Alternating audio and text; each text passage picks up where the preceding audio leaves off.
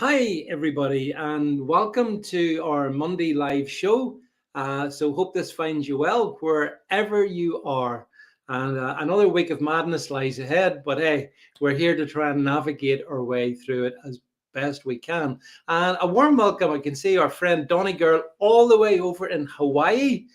Thanks very much for being here. Hi, Leslie. And hi, everyone. We're putting this one out live on the YouTubes, on the Getters, on the Rumbles, and we'll put it out later on Twitter. But anyway, those are the platforms. So a few things to say. We got a really fascinating guest, and I want to spend as much time talking things through with her as possible. But just before we do that, there's just three things. First thing, don't forget our sponsors, Quantum Hypno. So my good friend Sarah Jane Smith, and we're going to just play Sarah Jane's the lad, and then I'm going to talk about something else, and then we'll get to our special guest. Play. Quantum Hypno is a transformative approach that connects with the superconscious through the power of hypnosis. I take the time to get to know you and create a relaxed setting where you can share your life story. There's no rush or time pressure involved. During the hypnosis session, you'll experience a natural and profound connection with the superconscious, accessing healing, wisdom, and the answers that you've been seeking throughout your life. Envision the ability to travel through time and space, recovering lost knowledge and exploring the universe. This life-changing work has already helped thousands of people dealing with addictions, trauma, or a sense of being lost, enabling them to move forward in the right direction. I've worked with people from all walks of life. So what are you waiting for?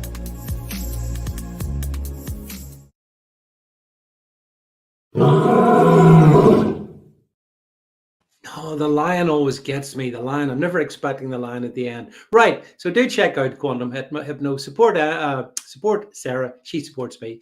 Other quick little thing just before we go into the discussion. I have set up my own Substack. And a big thank you to those who have been signing up to it. I appreciate that. So here it is. And you can just go along. It's all free if you want. If you want to support me, you can do that as well. But as you can see, I've been beavering away, putting up, let's say, a range of diverse opinions over there. And people are welcome to agree or disagree, whatever. But anyway, the new Substack is up and going. So do check it out. And if you think you want to get even more content from me, then that's the place to go. Right. Okay. Without further ado, so look, we have some really good conversations here on this show, and we have some really interesting guests who have got some amazing stories, some poignant stories as well to tell, and none more so than our special guest this evening. And her name is Emma Jane Taylor, and she is going to join me now. Hi, EJ. Hi, David. Nice to see you. Thank you for inviting me on today. Absolutely, no, absolutely, my pleasure. As I say, one of the things about what we do here is we're trying to provide a way to get stories out, to get conversations going. And as I say, instantly someone, one of our regulars from Hawaii joined the stream. It's global what we're talking about here, but then the issues that you talk about are global as well. And in the particular instance, I think they've got relevance wherever you are, basically, in the world. So I wonder, can we just kick off? If you could give a little kind of, in your own time, a little summary of exactly your own situation, your own what's happened to you, and then we'll move it on from there.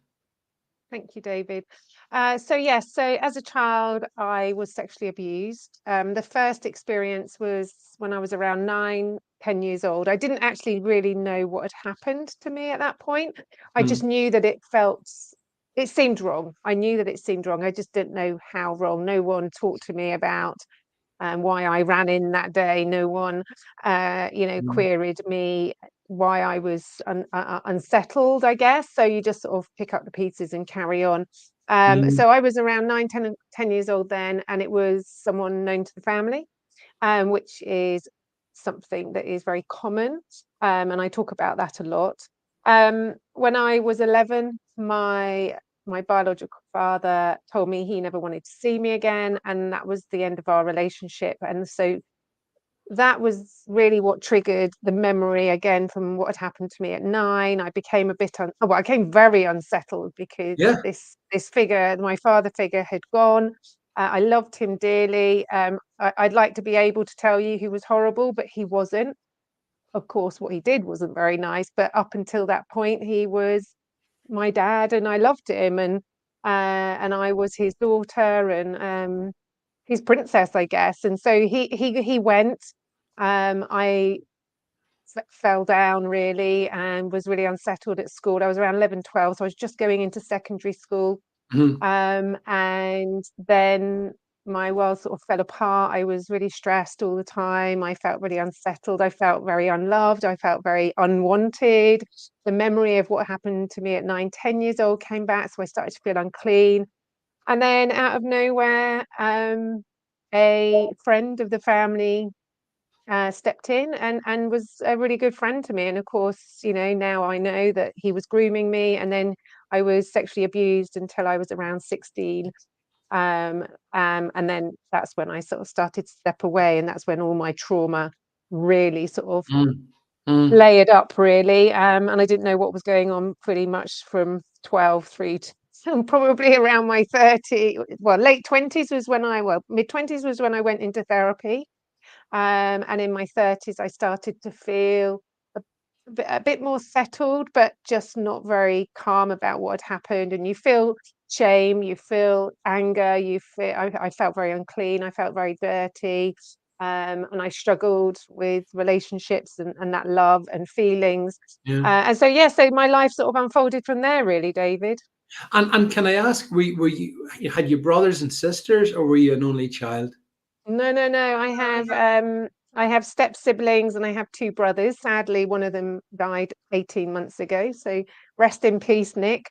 Um, and we had a big family, and there Mm. was lots of dynamics to that family, and everything was always busy. And I think it was a case of not because it wasn't that no one loved us in my mum and my stepfather and my siblings, and we were just all going through our own emotions.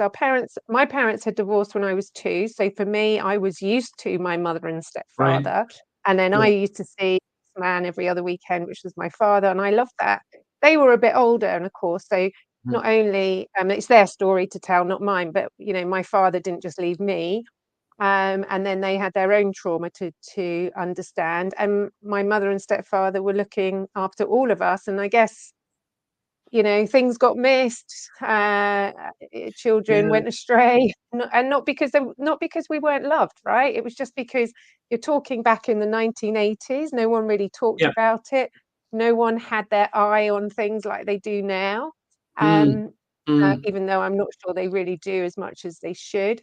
But yeah, life was very different, right? Life was very different. And fast forward to the 21st century, certainly as a woman, I'm very aware, and I'm acutely aware of situations, and and hyper vigilant to situations, but we Yeah. weren't back in the 1980s. I suppose the other thing, back in the 1980s, that was all pre the dawn of the internet and the kind of Yes, technology thank we have. goodness. Yeah. Thank goodness.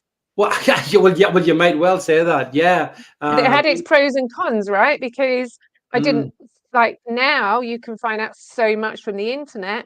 But I mean, I was just dealing with a case this weekend of Yeah. a young girl who has been terribly bullied online, and what's happened with that. So it has pros and cons. Would I want this? I don't know. I think I was late teens when I got my first brick of a phone. And then technology came after that for me. But we did Yeah. computer studies at school, but we didn't have No.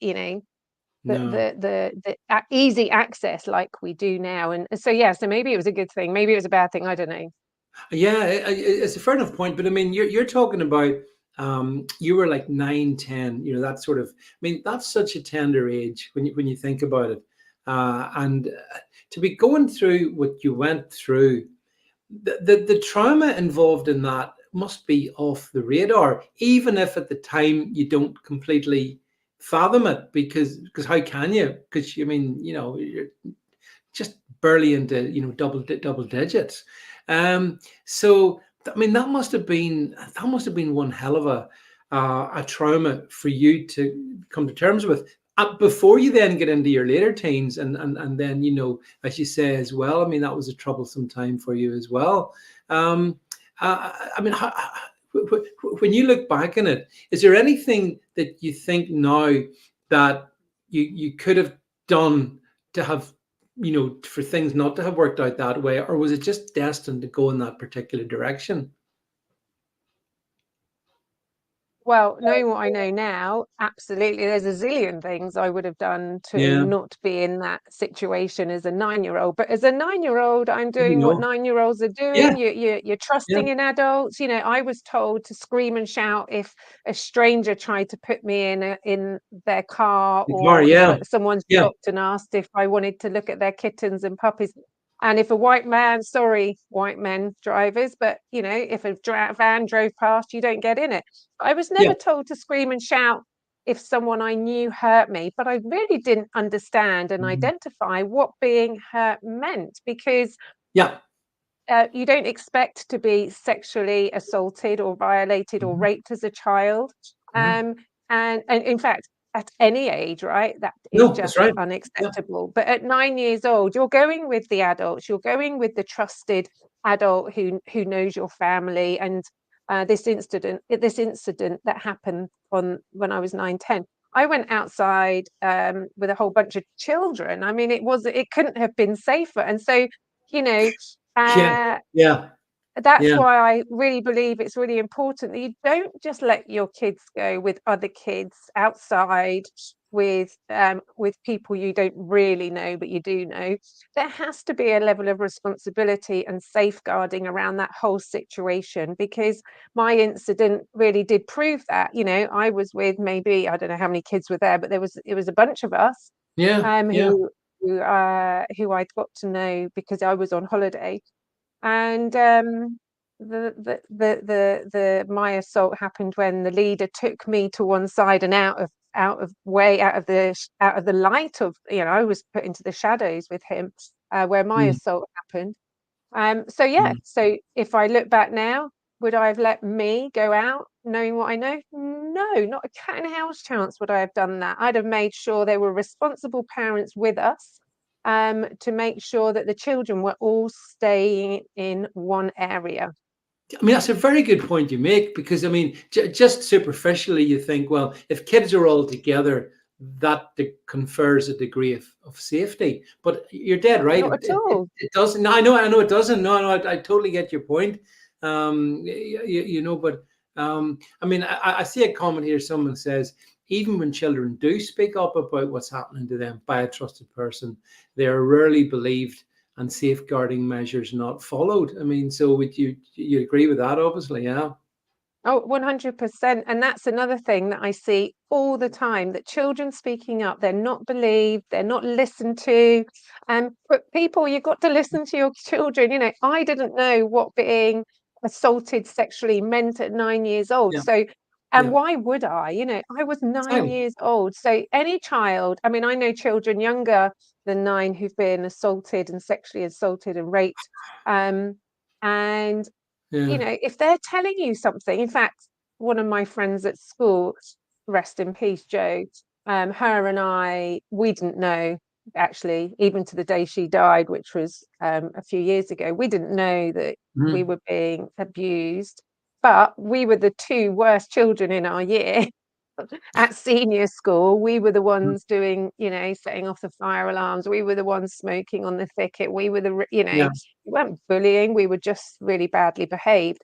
yeah, Um, and now I think, our senior school friends, who I'm reconnected with, all of them, can now really see that, what they could have done, as our peers and our friends. They recognize now as adults our behaviors, but yeah. as teenagers they weren't aware of it. So it's really important to have these conversations, so Mm, that, not mhm, to scare children, right? We shouldn't be scaring children. We No. don't want to scare children away from people they love, but we've got to help them understand how to trust, how to have conversations, how to protect themselves if they're ever in a dangerous situation. Yeah. And that's not happening. That's really not happening. And that is what the work that I'm doing is all about. We've got to give back to, to children, to the generations, to help them protect themselves so that we can remove child sexual abuse before a groomer has even got near to a child. Well, I mean, that's completely laudable. And I mean, I can assure you as a father and as a grandfather, I mean, the very concept of abusing children. I mean, I mean, I probably can't say because of where we're broadcasting to what I would like to see happen to those who Mm. carry out such, but I can assure you it would not be Oh, pleasant for I can them. tell you what I think. Yeah, yeah, I'm sure we think the same. Yeah, you know, and the other thing is, like, do you think? So that was in sort of over the last 20 years. Do you think the situation's gotten better or worse? Well, I think it's got I think it's got better and I think it's got worse. I think it's got better in that Mm, we are talking more. yeah, Um, I think it's got worse because of social media and the online world. And like I yeah, say, this weekend yeah. alone, I was supporting a family who through a very difficult situation because of what's happened with their child online. So uh, it's very hard, isn't it? Because yes, we need to talk more. Yes, we are talking more. There's a lot more emphasis being put on, you know, listen to children, believe children. There's a lot of people doing great Mm, work with charities mm, around this mm. cause, or not just this cause, but you know, children Yeah, bullying, yeah. abuse, and so on and so forth. We see it on social media all the time, everywhere. I think the trouble is we go round in circles. Survivors talk to survivors, survivors Mm, advocate, survivors are activists, survivors are campaigners. Um, and we keep going round in circles with the same people, having the same conversations, which, by the way, is absolutely brilliant. And I've made like the best friends over the last few years since I've yeah, been doing that. yeah. Big shout out to everybody at the Not My Shame campaign, which I'm sure we'll talk about later We as well. will. Yeah, But um, but we need allies. We need external forces to come in. We need other people to start joining in the campaigning because, as it stands at the moment, and I'm speaking in my own opinion here, people contact me, an ally will contact me when they have been affected by this conversation. And I say that because I'm losing count of the people who are coming up saying, EJ, I wish I'd listened to you sooner. yeah, And yeah, EJ, you're right. It happened to my friend's children. It was their dad. EJ. And I'm like, look, I'm really sorry this has happened. Please, guys, listen sooner. Not just to me. There is a lots of people out there saying what I'm saying, raising awareness. Just keep listening because we're not making this up for the fun of it. We're all working, we've all got busy lives, we're all doing this when we can as campaigners in our spare time because we're passionate, because we know what we went through and we know the trauma and how yeah. ugly it was. My recovery was ugly. You know, I'm grateful to be here, but it has been an ugly life for many of my younger Oh, years. So 100%. Yeah, so yeah, yeah, so I think it's, you know, we are talking more, and but the social media, the online world is a really big issue now. We need to stop kids using the internet. I know yeah, adults who can barely cope with the internet and get yeah, frustrated with yeah, social media and feel like yeah. they're being targeted. How on earth are you going to expect an underdeveloped child to manage social media? You're just not. It's crazy. It is just insane. Yeah, well, you see, would you support? Because I've heard this talk. It's been talked about. I think actually very in recent times, a campaign, for example, kids under a certain age just should not have access to the internet. Period. Because you see, the way I would see it is that the internet it is a dangerous place. It absolutely is. For those of us of mature years, even because the thing is, you don't know who you're talking to. You have. I mean, I take. But don't engage with people at all mostly because you don't know who it is you're talking to. but that comes with experience. Young kids, they're much more trusting and open, EJ, and that's where. So would you support then that basically, if we could find a way to stop kids under a particular age using the internet, that'd be a good idea. What do you think? 100%. Mm. 100%, David. You're talking underdeveloped kids. If we look at this scientifically, children aren't developed until they're late. Well, not. So I work in the performing arts as well. So I work Yeah. with children from 4 through to 16. Now, their developmental years are around 4 to 8. Their creativity starts developing. We start, Mhm. from 8 through to sort of teenage year. They're really sort of nurturing all that, growing, expanding. Late teens, early 20s is when the brains are fully developed. Well, no, a lot of people will say late 20s will be fully developed. Now, you're giving Yeah, a I'd agree. device that goes around the world, connects with people you don't know, to a child who don't know how to say no and you're a weirdo and stop texting me, Yeah. because they want to please, right? They want to please, they want to engage, they want to chat, they want to be open. Now, like I said earlier, I know, I've seen it with my friends. I mean, I know adults that can't cope with social media and they get drawn into ugly conversations that go nowhere, but one Yep. of them is really hurt, and then, Yep. they get trolled or they get cancelled. Well, a bit like you, David, I avoid lots of those conversations, Yeah. and I cannot be, but you want to cancel me Stay for away. Yeah. complaining about something so good, then be my guest. I'm Yep. not going to stop me. But Oh. we cannot give children this device. When we were at school, and I speak for myself here, when I was at school, 20th century, we were taught computer studies, and then we went on to learn computer. It was like Mm. you could hear it whirring, couldn't you? The internet, trying to get it online, that screeching sound, and then it sort of It, advanced. And we've been learning as yeah. we've gone with this. Now, you take 21st century technology, a Mm. phone, internet, and with these kids aren't getting enough education on it, and they're just going, there you are. I worked with this girl, teenage girl, and she said to me she wishes she wasn't given a phone when she was 7 years old, because she was groomed at 8, and Yeah. nothing happened physically, but it what happened online was pretty gross. So, why would you give a child a phone at 7 years old? I mean, Yeah. for me, I find that completely bizarre. I don't, but so yes, I think it's really, really important. I'm going around this quite a long way, but I think it's really important that children understand technology. It is their thing Mm. for their future. Um, but there has to be greater restrictions on social media. At the moment, I think you can do Facebook, TikTok, Snapchat at 14. But I know a ton of Mm. kids who put in fake date of birth and away Yeah. they are. Yeah. So the restrictions need to be tighter, but that also needs to come from the top. And when we talk the top, we talk government, political Yes. conversations need to change. Yeah. And then Yeah. we're going into reads here, because I have a big issue with how these conversations are managed from the top. And it's all very well me and you having this conversation, and all our followers Yeah. believing that as well. But we need change. And if we're not going to get change, how the hell are we going to protect our children? Yeah, I think it's interesting and instructive that if you look at those sort of billionaires running a lot of these social media platforms, the likes of Zuckerberg and whatnot, they don't. I think they specifically tried to keep their kids away from the very Yes, platforms that hundreds of millions, billions of other people are on. And I'm yes. thinking that's AJ because they know what you've just said. They know There's the the dangers. danger, yeah, yeah, they can see it.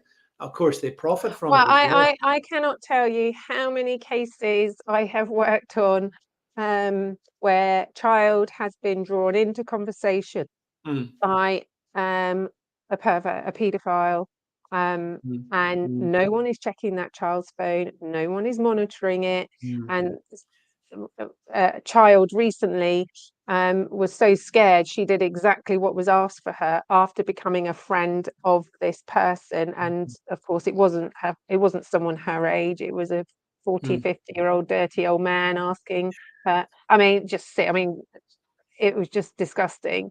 Yeah. Um, but she's too young to, I mean, I'm 52 now. I'm very outspoken. I could stand up for myself. I query.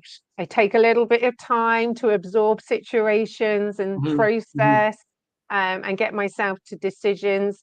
But that's because I'm 52. Lots of people, 40s, 50s, will be starting to understand how they can use their voice. A child can't. No, And in no, fact, one of you're right. very good friend of mine, she was in a situation where suddenly she felt like she was being groomed, and she's an older woman, and she said to me, it made me really realize that what you're saying, I'm an adult and I'm struggling Sure. to Yeah. realize that what was happening to me was unacceptable, it was inappropriate, and I'm an adult and I was struggling to know what to say. Imagine the child in that situation. I'm like, yeah, yes, yes, that is exactly what I talk about.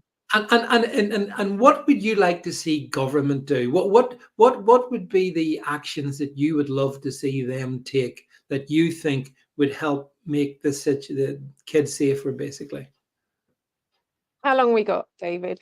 As long as it takes. You go. Look, No, I seriously I though, I, yeah. I Yeah. think, if we're talking about technology, online world, social media, and Mm, the reality that children aren't being kept safe, I truly believe, and I think some people might be upset that I say this, but I really believe children under a certain age, and I'm going to say under 14, actually, 12 to 14, should not have access to the internet. There should be tighter, when I say internet, sorry, I mean social media apps. They yeah. need to be much tighter with restrictions. At 14 to 16, I think under 14 there needs to be like, no, no, no, you don't do it. But you learn about it. You learn, have lessons about it at school. PHSE once or twice a Mm, year. mm, It's not cutting any ice. mm, These mm, kids need to learn every week the good and the bad of being online and social media, and why it's there. What is it there for? How can we use it safely? Between 14 and 16, I think there could be some restrictions lifted to help children, because I think it is part of their yeah. communication and their Yeah. development. Mm, And I think sort of 16 to 18, obviously, you're talking about. But we've layered young children with education, awareness, the dangers of being online, the dangers of talking to people, the dangers of inviting people into, your network online. And it allows kids to start using the internet safely, understanding that they don't have to be in groups of, with all their mates doing so on and so forth. I know some of the younger kids like to play like Roblox and games and things like that, yeah. but Yeah. they must be monitored. They must be monitored by parents. So I think the government really needs to start rolling out a better plan so children and parents can start understanding um, what they can give their child, and schools or Mm, education really needs to start rolling out on a weekly mm. basis to better protect children.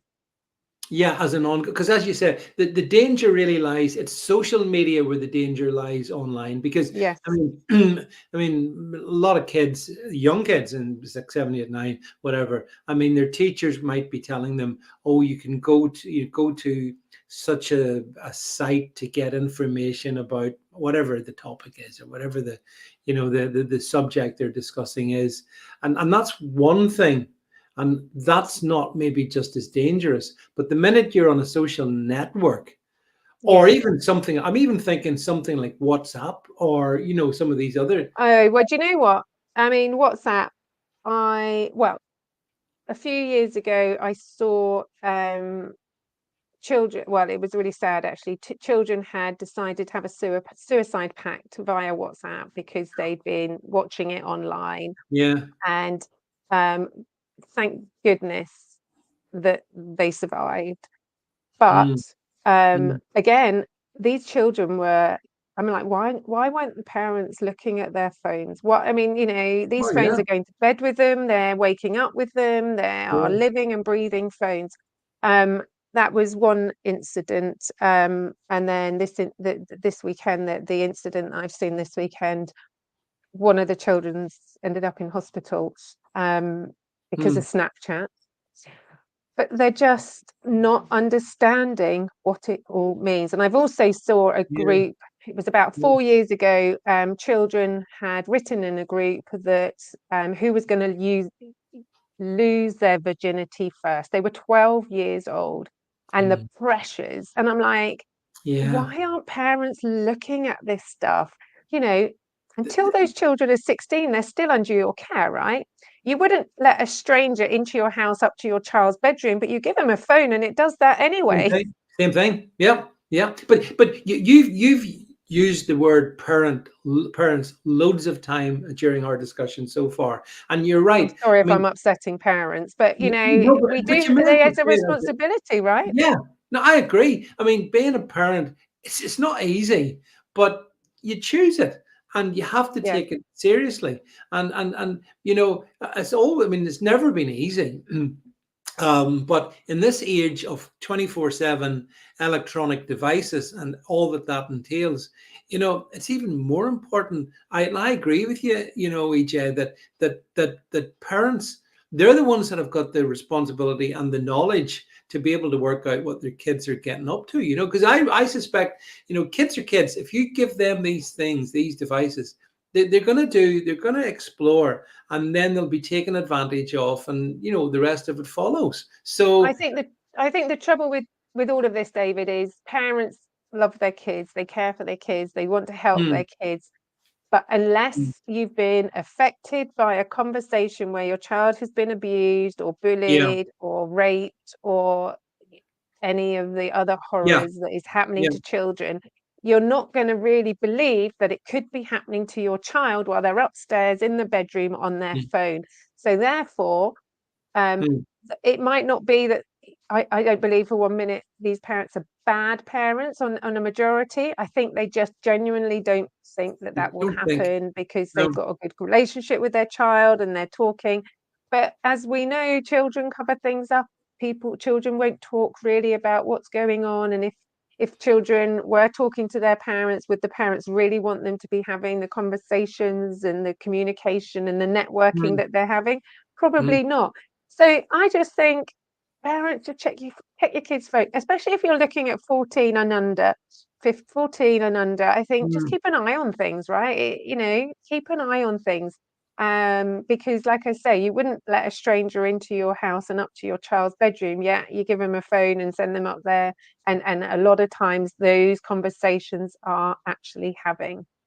And there's got They're to be a having peer, there's got to be a peer pressure as well amongst totally 100% peer pressure. young people, so I mean, I guess if you're the young person who didn't have internet access but all your friends did, they're going to laugh at you probably. You're going to be made to feel miss Yeah, but we lonely. need to help those kids. And this is what I mean. If you have early Yeah. intervention, you have government intervention, you have education, you have Mm. political support, then we go, right, let's give these Yeah. kids under sort of 12 an understanding of what the internet's for, why we use it, what it's there for, pitfalls of social media, the good, Yeah. the good that social media can also be very good, right? I mean, I've done some great work on Yeah. social media and it's Yeah.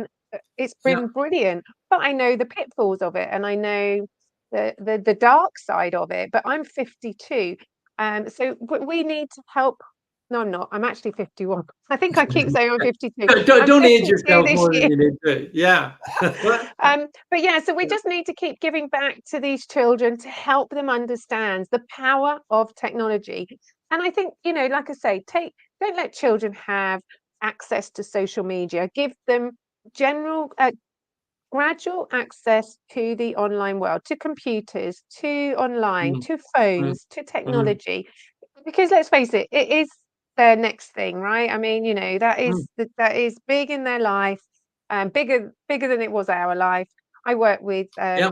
Yeah. Well, I work with young people as well, and they're just like, but EJ, the phone is my life, right? It wasn't mine. I yeah. got the phone later on in Mine. life, Yeah. but these guys have had it all the time. And and they are just literally they're into TikTok, they're into Snapchat, they're into Instagram, but that is their world, and it's like, well, actually, we're not saying don't have that world. Just understand the power of social media, and That's a good point. the Yeah.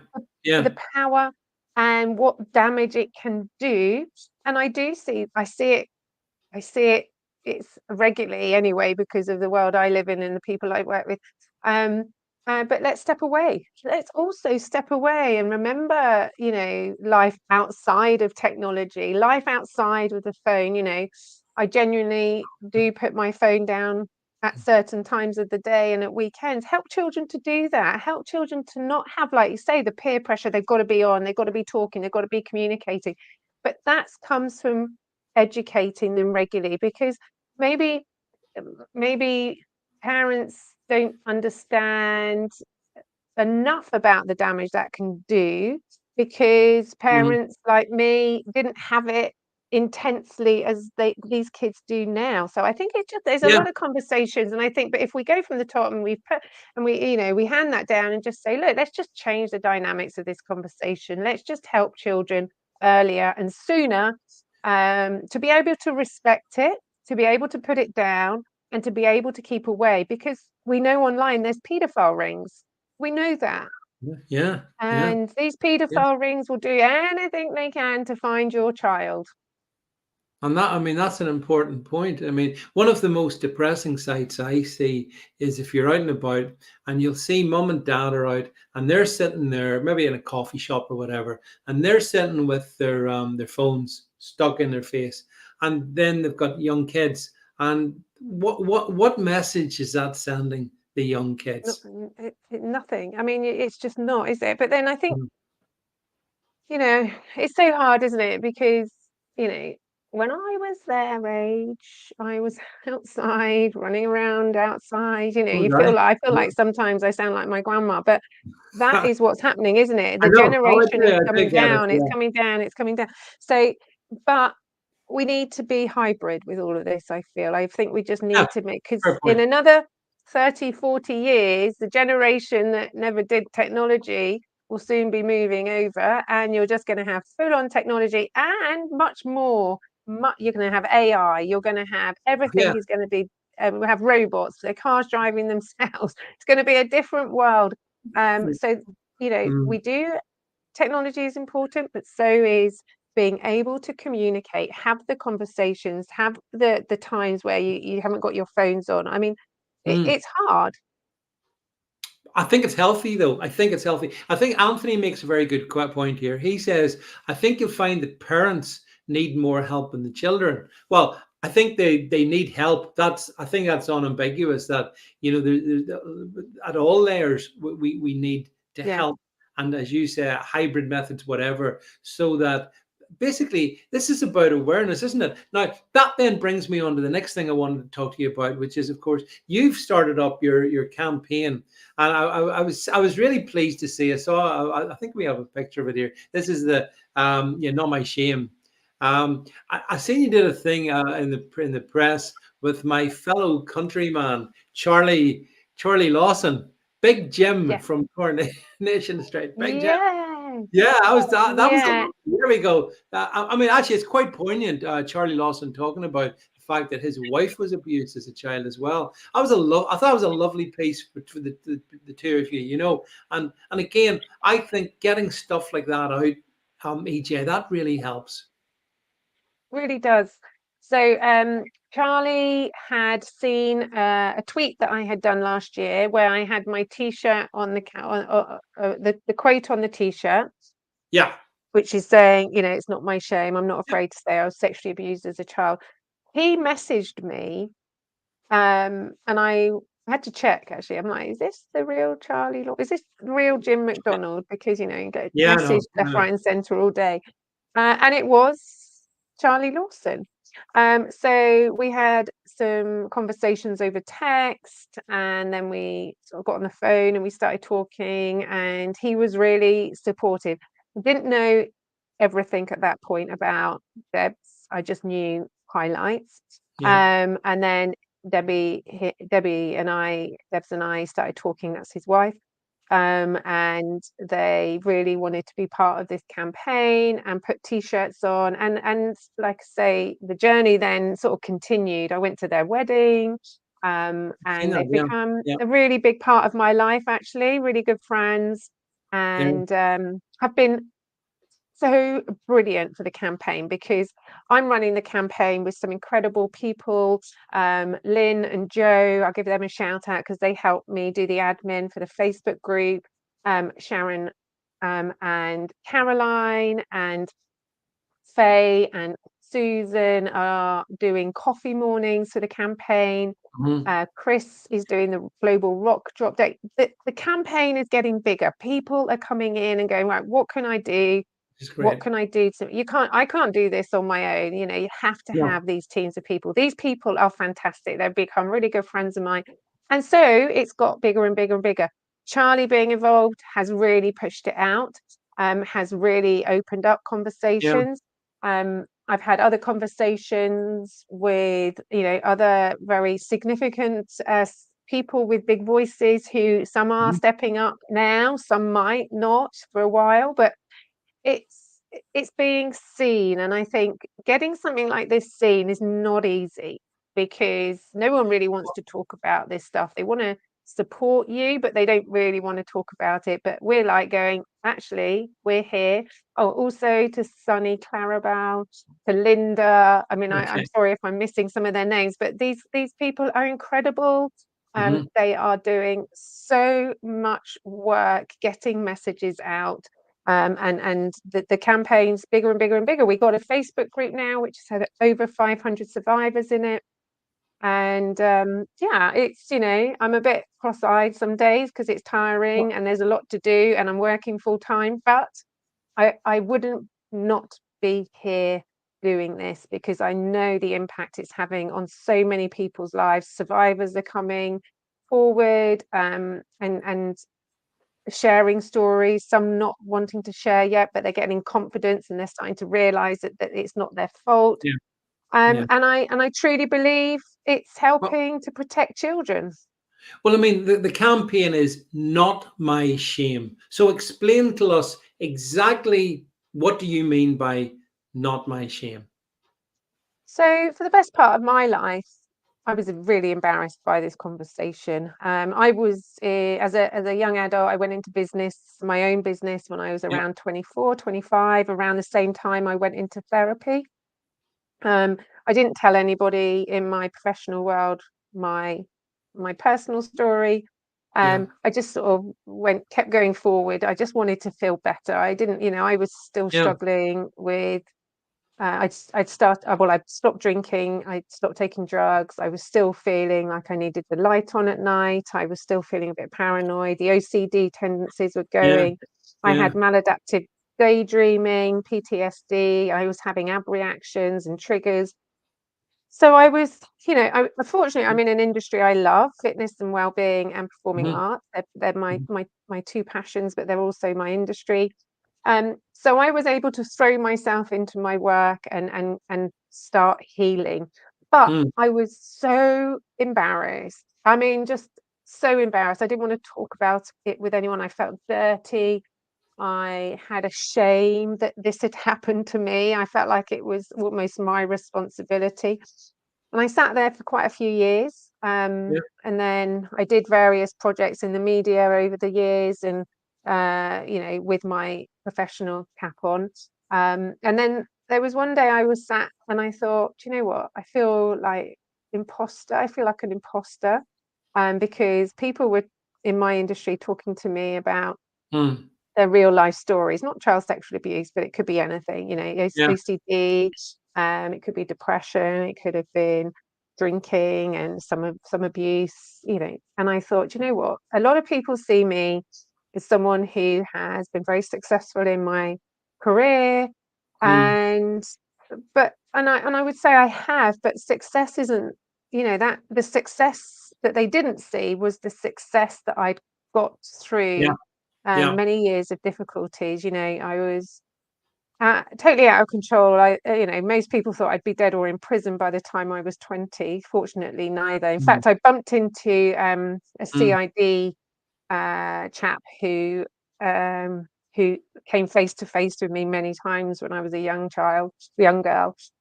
And I said to him, I stopped drinking and I've done okay. And he said, I knew you would. He said, and that's why that's why I didn't. Oh, there was one night he was going to put me in the back of a riot.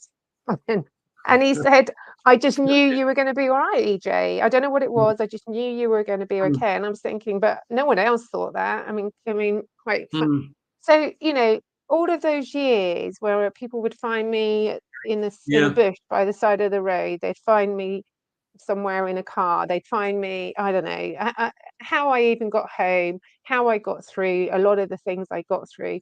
Yeah. I did. And then when I sobered up and I went through my therapy, I started to sort of believe that I'd be okay. It occurred to me that actually all of this that happened to me happened to me by adults, and now I'm becoming an adult.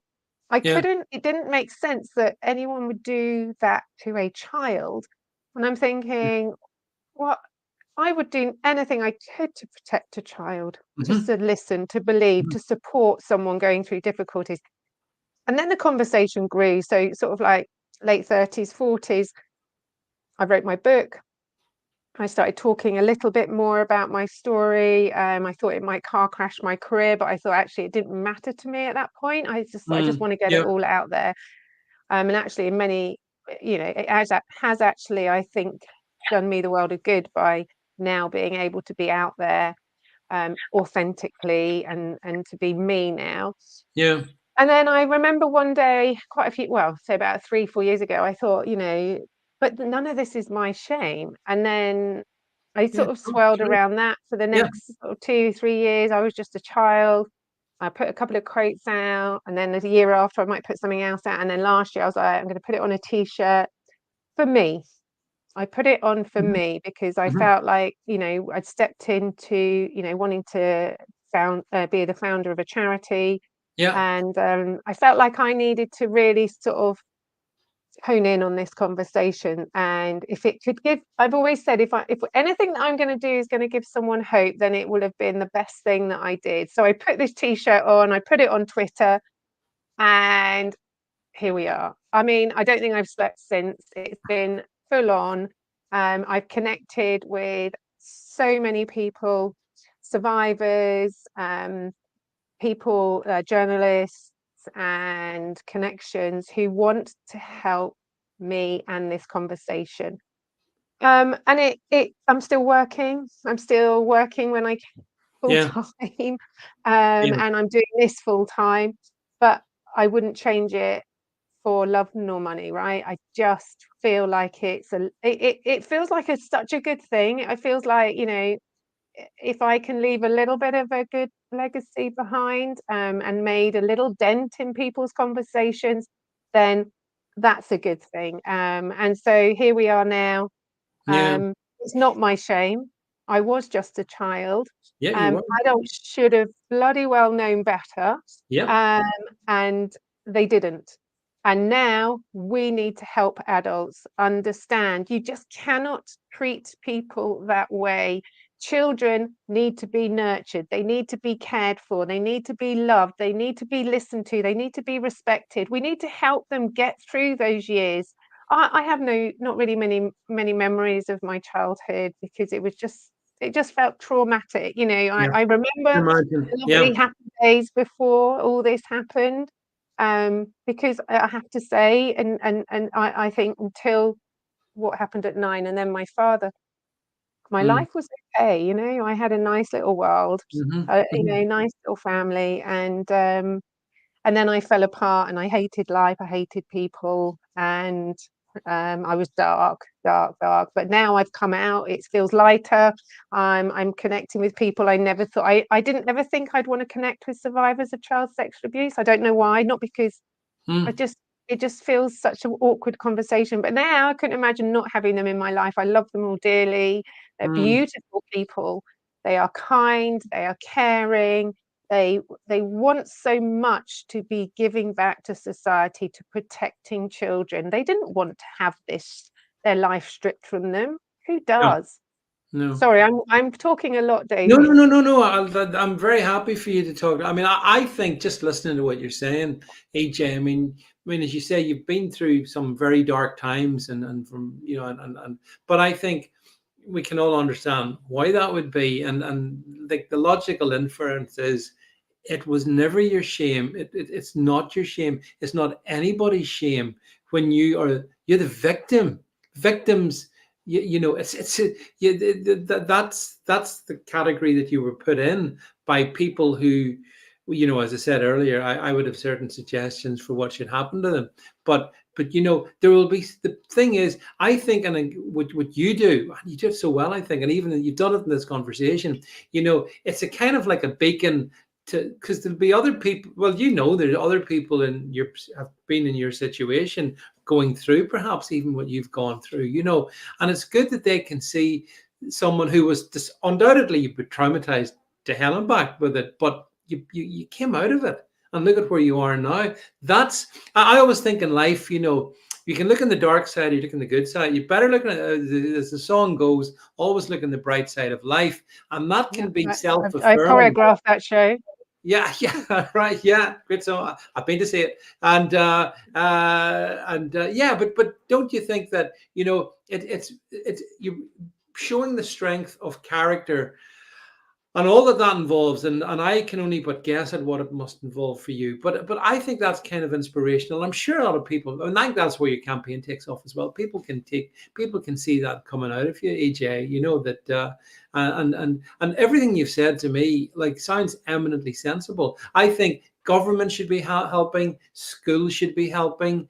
I think parents can also have a critical role to play. There's a panoply, isn't there, of things that can be done. We live in an electronic age, like we just do, and you and I won't change that. And if Elon Musk has his way, he'll probably have a chip in everybody's brain, right? So yeah, I know, great. But we can still have our defenses, and we can still do things that ameliorate risk. I think that's maybe what this is about. Make the risk as little as it can be. In life, you can never remove risk or danger, AJ. You No, can't. and it's when I look back, people who know me, who knew me as a young adult and into my 20s will say to you now Mm, that I was just the drunk. I was the drunk, party, drug using mm, loser. But I wasn't. I really wasn't. It was my mm. abusers who were the losers. Yeah, I was just struggling to survive. And so here I am talking to you. We've got the campaign. I've also got the charity Project 9010, which became a full charity in 2023 called Project 9010, and that's based on the statistic that 90% of children are being abused by people they know, but we only educate 10% stranger danger at school still today, because no one wants to have this proper conversation. I know there are some good charities and good yeah, yeah, good advocates out there doing some great work on this conversation, but it needs to be a blanket conversation yeah, across the yeah. world, and we So, just aren't having that enough. So we are working. We've got a strong board of people. I think there's 8 on our board now, and we are doing as anything that we can to raise awareness, to campaign, and in the background we're building the platform, the foundations, the structure. We're in embryonic stages. We've got I'm being invited to speak at in front of education leads in a few weeks to um, show them the charity and what we're doing, and hopefully we'll get into schools in the next year or two. But it all takes time, but thank goodness I have the people I have around me, as my board. I have a board, I have an advisory committee, and now lots of ambassadors around the work that I'm doing. So you couldn't do this on your own. I'm blessed by lots and lots of people. yeah, And I think it's important that we don't, I don't want parents to think that they are to blame. I think what we need to do is help parents understand what yeah, they can do to yeah, help improve their child's life. Um, Governments are to blame for lots of these conversations because they're not yeah, taking it seriously enough. And yeah, if they were to take it seriously enough, adult survivors would be surviving, thriving, and people would be living a life that they should have been living, not a life that has been stripped from them by selfish, dark paedophiles, Yeah. all of whom should be Hmm. in prison or on an island surrounded by sharks. Yeah, or even amongst the sharks, maybe. Oh my goodness! But no, no, you're right. I mean, people who set out to abuse children. I mean, there's a special place in hell reserved for them, EJ. They're really, really. But what, the Gary Glitter case, why, Gary Glitter, what is it about raping a child that you particularly enjoy? Because you look at his timeline, and I've been protesting early because I'm a Mm. bit worried he's going to be released. Um, but what is it about his timeline that no one can see? Every time over the last however many years, it feels like billions. Mm. He comes out, he reoffends. For 88 days till our first charity event. Yeah, Every time he comes about, he offends. yeah. He was let out recently, and he went straight on the internet. Those children that he's viewing on the internet, that's that's child abuse. Children are being abused to be put into those videos to put online. Why would you want to let someone like him out? Why are we having these conversations? Why the hell are we putting money into this when there's a stream of victims that should be compensated, looked after, and better considered, and they Oh, aren't? yeah. That's why Agree. I get annoyed. No, no, I completely agree. I mean, you mentioned government there, and when I look at how government splashes billions into the most stupid things imaginable, and when they could take a fraction of that, because that's all that would be required, a fraction of that, and that fraction could help you and others and educate people better to keep their own kids safe. The most important, duty a government has is to protect its people. Well, the most important way we can do that is to make sure kids are safe. Everyone should have that common objective. I And so mean, it does. it's crazy to even think that we have to have this conversation, because it should Yeah, be the most yeah, natural thing that we would want to protect children. Why wouldn't you? I mean, I know. I think for many years I used to think, oh, we live this really liberated world, but we don't. We don't live a liberated world at all. We're manipulated, we're controlled, we're coerced. Yes, We've got to go to 100%. primary school, Yeah. senior school, college, university, then go and get a job. Well, actually, hold on, how about we change all of that and help children better understand the world? If I had all the Mm. money in the world, I tell you, I'd be taking children to go and view the world and enjoy the education that they learn from that. Yeah, yeah. It's just as I say. I think. I mean, I see some of the comments. I see Juanita. Do you know someone called Juanita? She Oh says, "Well yeah, done, Juanita. Yes, well Juanita, she's done." amazing. Juanita, well done, EJ, and thanks, David. Yeah. No, listen. She's I, amazing. I am very happy to, in my own small way, to push this out across all my different platforms, so Thank that you. people can listen to this conversation and listen to what you've been saying. And I mean, for me, it's been very illuminating as well, and certainly food for thought, I have to say, because none of us are so wise that we know everything and we figured everything out. And as you said, you don't want to have circular conversations. You want to have the thing going out in a much broader way, so everyone kind of can understand and do I believe at heart most of us are good people and want Yes. to do good, AJ. I really do think that. But the reality is we live in a techno world where, as you say, mom and dad won't let a stranger upstairs into their kid's bedroom, but that phone can be a virtual stranger. So we really do need to pay attention to these things. Look, it's been an absolute pleasure to speak with you. I knew the hour would go very quickly, actually. So I always can't does. believe it's an hour gone. Yeah, but this is normally, but I mean, and there's loads of stuff we didn't even get into, to be honest. But I think, hopefully, what people will do is we've put up all the different the different websites. There's your Twitter. We've put up the campaign websites as well. I would just recommend everyone support EJ, support not my shame project 9010, help raise funds.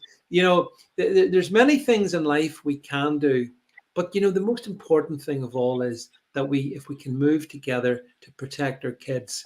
And as I say, as my point in life, I feel very strongly about there's a book, Don't Hold Back, as well. All those things. Look, EJ, thank you so much for taking up for giving up an hour of your time to be with myself and my audiences. And as I say, I wish you really well, and I'm sure we'll keep in contact with each other. But listen, folks, that's it for tonight. I'm sure I hope you find this really interesting, and I shall return later in the week. But from EJ and myself, I think she's just finished her drink. There you go. That's great timing. That's it for tonight, and see you all soon. Thanks very much for tuning in. Bye. Bye. Bye-bye.